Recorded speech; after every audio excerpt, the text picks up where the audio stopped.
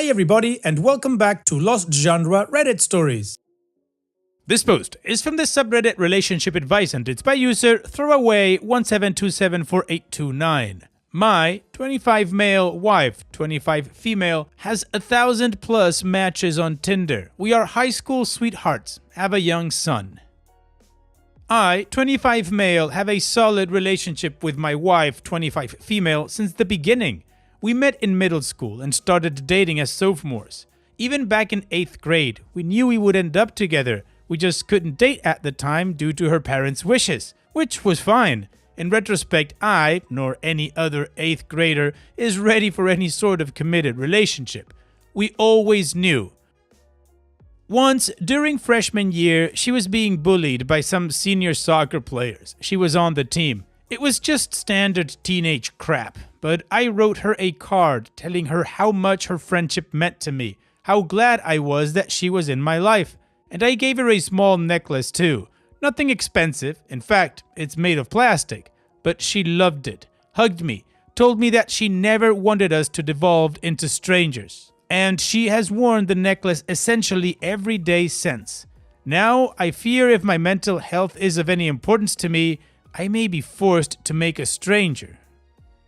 We went to the same college. She followed me to school, something I advised her not to do unless she wanted to go to the institution on its own merits. She insisted she did, and that I had nothing to do with it. Dated throughout, went to parties together, etc. I never worried about her infidelity, and she never worried about my own, something I thought was a good sign.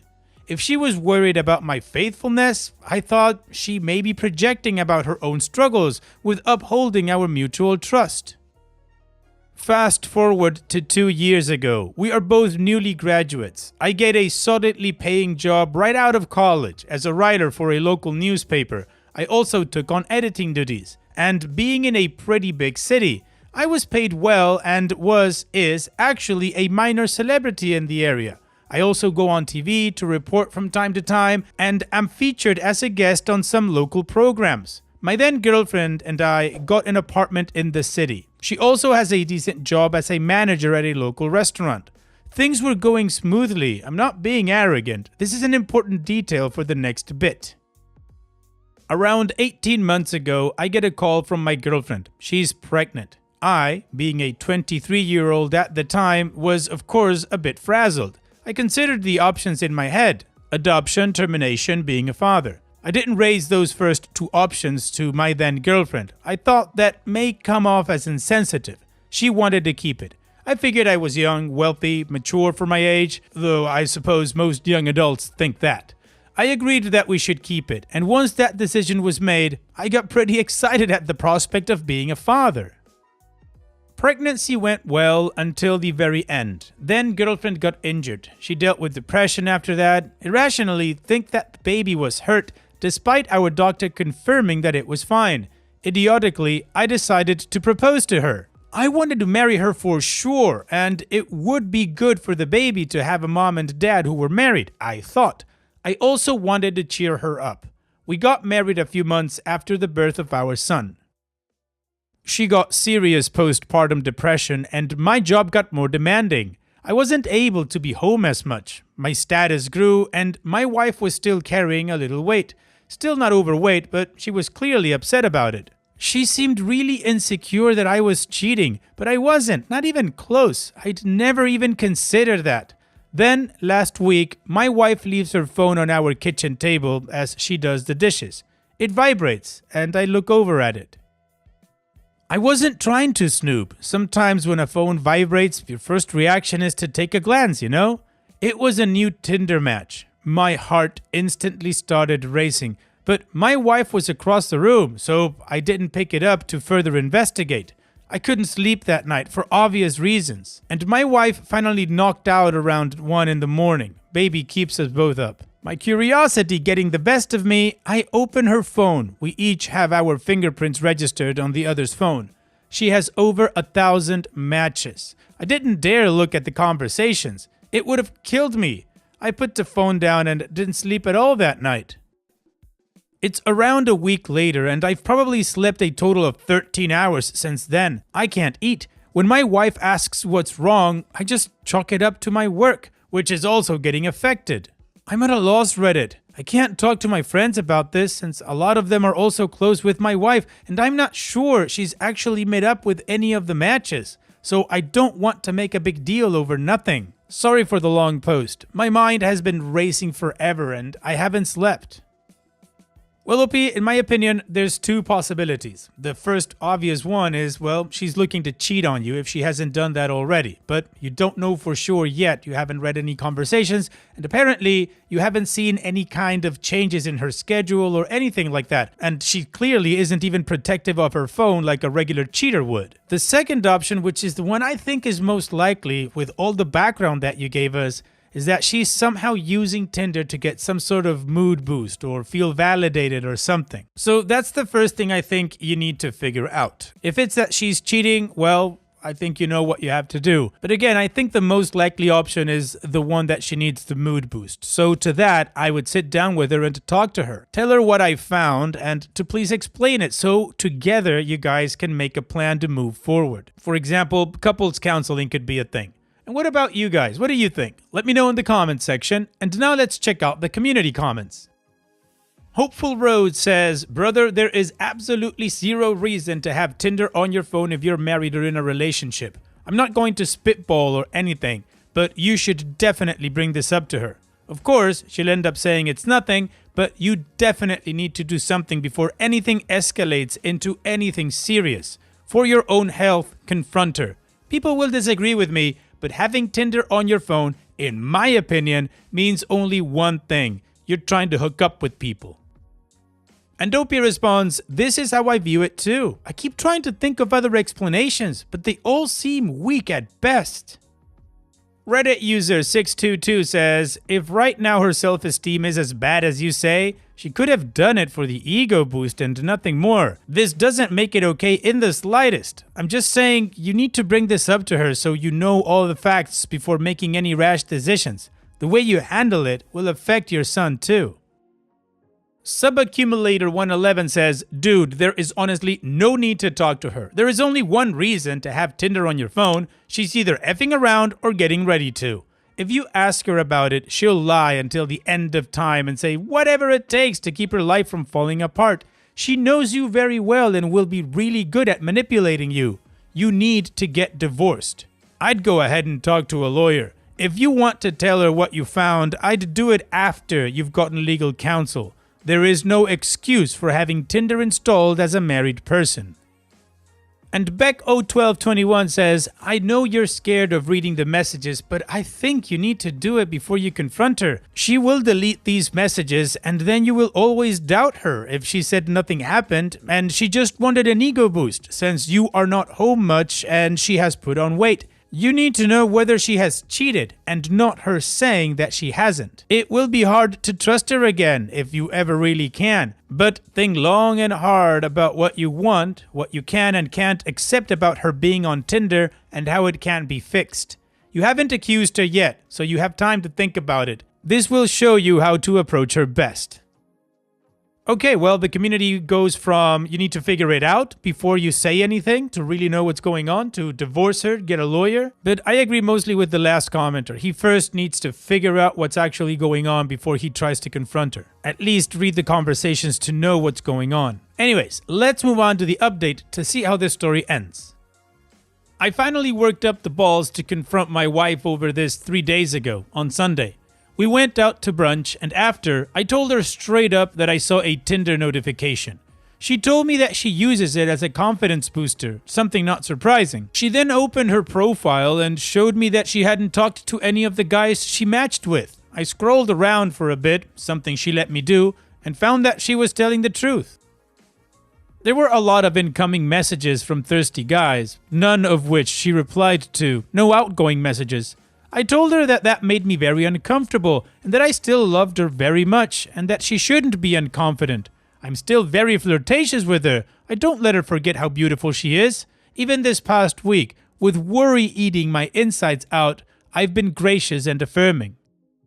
She said that she was insecure about her pregnancy body. She didn't think I was attracted to her anymore. She had nagging thoughts that I was having an affair. Not true at all. and that she would never see other men. She said that since she was using it for such an innocuous purpose, she didn't think that there was anything to tell me. I am quite aware of the intent of Tinder. Not everyone uses things for their original purpose, and when you've actually been in a marriage, you give your spouse the benefit of the doubt, especially when they provide what I would consider quite substantial proof. She didn't really accuse me of being the cause of her insecurity, though. She knows she's being irrational and admitted this. I asked her to delete it, and she did instantly. She told me that if I was still paranoid, I had every right to snoop on her phone from time to time without permission.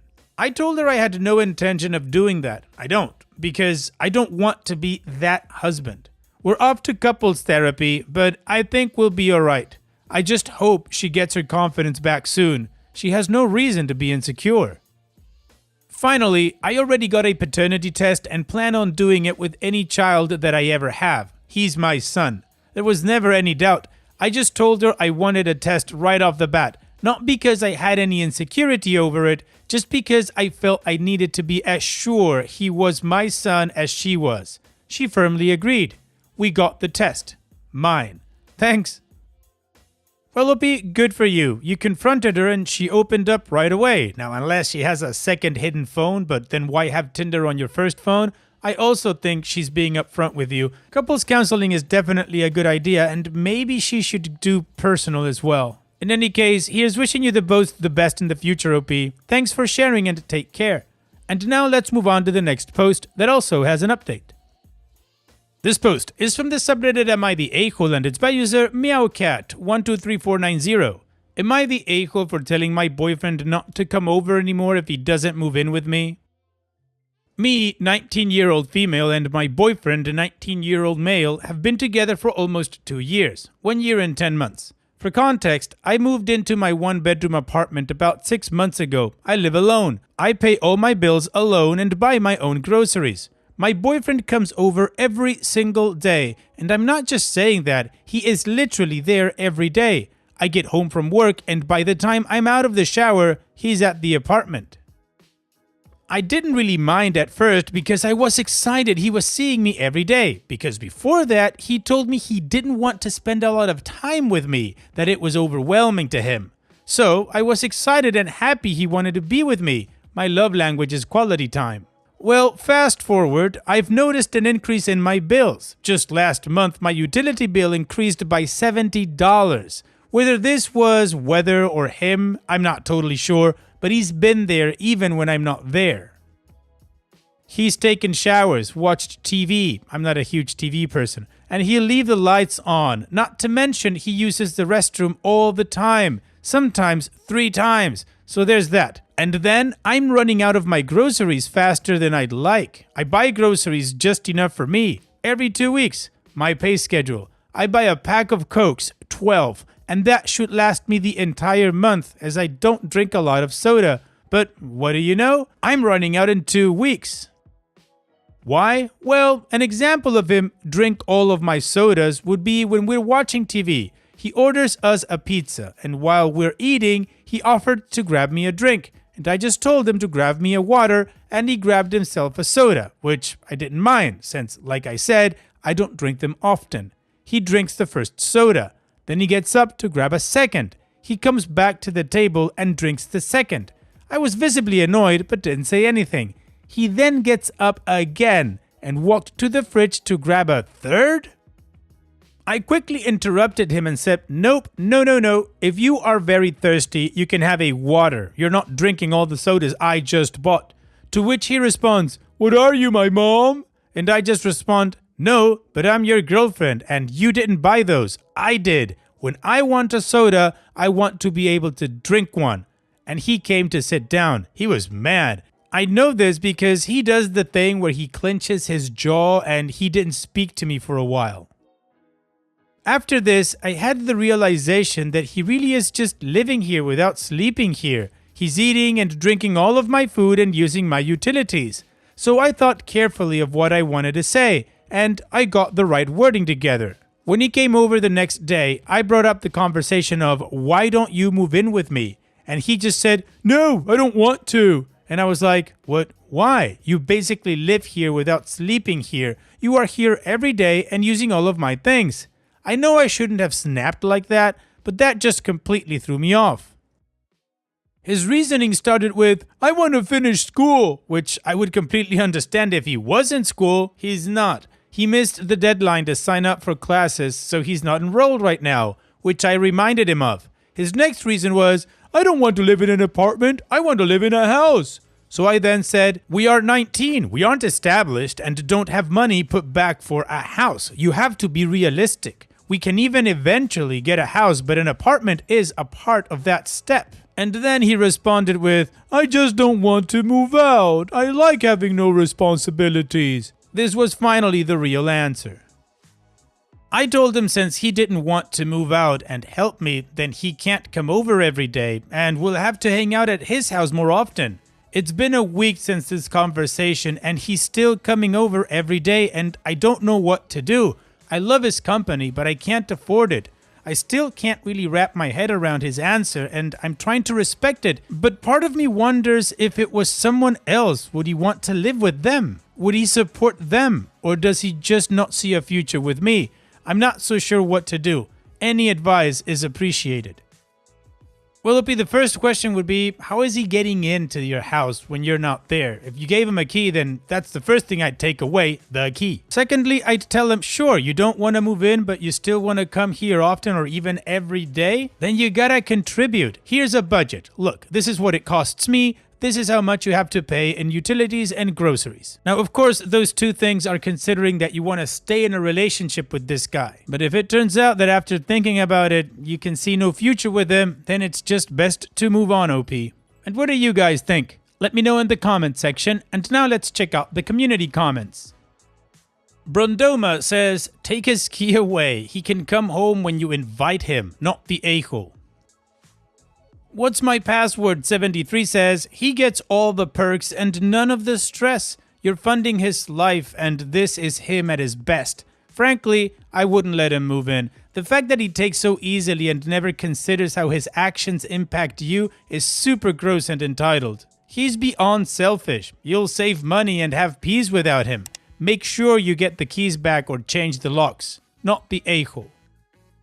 Specific Committee 249 says, not the a-hole. You can't force someone to move in if they don't want to, but the first, what are you, my mom? Would have been enough for me to say, nope, why don't you go home to your real mom and let her put up with you? I'm a dude, but the sentiment is still the same.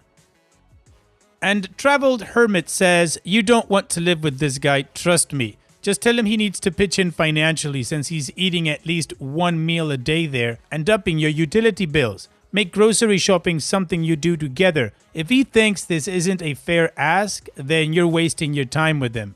Congrats on being so self-sufficient at such a young age. It's really something to be proud of, not the a-hole. Opie's edit. Everyone is asking about the key. When I made a copy of my key, he was with me and suggested he should have one for emergencies. So I made him a copy too. He also has no responsibilities. His mom pays for his car and gas and clothes. I'm taking everyone's comments into consideration and it's opening my eyes a lot. I'm going to try to have the conversation again tonight and I'll update when we talked. Well, the community saw the writing on the wall and read it to OP and apparently that clicked. So now let's move on to the update to see how this story ends. We talked. This also just happened, so I'm mentally drained, so I'm sorry if this update isn't the best. I took his key like many of you suggested. I told him until he learns to call me and ask if he can come over, then he cannot have the key. I also added with that the key is only to be used for emergencies and I don't feel like he should have it. He then agreed to this, also went on to explain that it feels like we are on different mindsets, me having an apartment, steady income and responsibilities, and him living at home, no bills, etc. He then started to put the fault on me, saying it was too expensive and I shouldn't have moved out, but I didn't have a choice to move out, it was forced upon me. We argued back and forth about that for a while. He suggested me budget my money, but I literally don't spend anything other than what I need. I have an interview for a second job tomorrow, so I can start being able to afford the things I want. That's beside the point. It was dumb and felt like a deflection on his end. We fought back and forth some more, and it eventually ended with me saying he is a child who isn't wanting to grow up right now, and I don't want that around me forever. Thank you everyone for your support and kind words. It really means a lot and has helped me see things I couldn't see before. I'm glad I reached out on here. Well, Opie, I think you made all the right decisions. You need to start living your own life as you already are, not carrying on a dude who clearly doesn't want to. So here's wishing you the best, Opie. Thanks for sharing and take care. And now let's finish this video with a mood booster post. This post is from the subreddit Petty Revenge and it's by user Flanman1991. My wife's friend insulted her and I've been slowly returning the favor. So, my wife's friend got married a couple years back. She made it this 3-day-long event with multiple meals and 2 ceremonies. Everything with different dress codes. Day 1 was some dinner that started at 9 p.m. and took 3 hours, which she then forced everyone to go dancing afterwards. We joined for the meal, but it being a weekday, told her couldn't go dancing. The next day at her brunch, she tells us how much fun they had dancing and how even old people and children went. I brushed it off and smiled. Then 2 different ceremonies happened that day, and then finally the event will end with another brunch on the 3rd day. By this point, we are exhausted because we are not party people, but wanted to be nice and participate. So the morning before the brunch, we get up early, get into our 4th outfit of her event. My wife does her hair and makeup again for the 4th time, and we get to this brunch. Her friend greets us and says, "Oh, hi babe, wow, you look so comfy," with this judgmental tone in her voice, as if to say my wife wasn't trying hard enough, which was BS. My wife tries her best to brush the event off and says it's just stress from the wedding that made her terrible toward us the entire time. But I've decided that her friend is just an a-hole and will slowly repay her for years. Since then, at various gatherings, I have given her the following compliments. I love how you don't care about vanity. Just go with that natural look and who cares what people think. You look super comfy. I've said variations of this one several times. I wish I could have your attitude with arriving whenever, but I always have to show up on time for things. And so on. The greatest part is you can see the gears turning as she tries to figure out if I'm being complimentary or not. I will continue doing this until this person is no longer in our lives or one of us dies. And this is such a fantastic petty revenge, OP. Thank you so much for sharing. And that's it for today's video. Thank you so much for taking the time to watch it. Now, if you've gotten to this point in the video, I assume that you like these stories that I'm reading out. So here are a couple more that you might enjoy. And if you don't have any time to watch another story right now, save it for later. And also, don't forget to hit that subscribe button.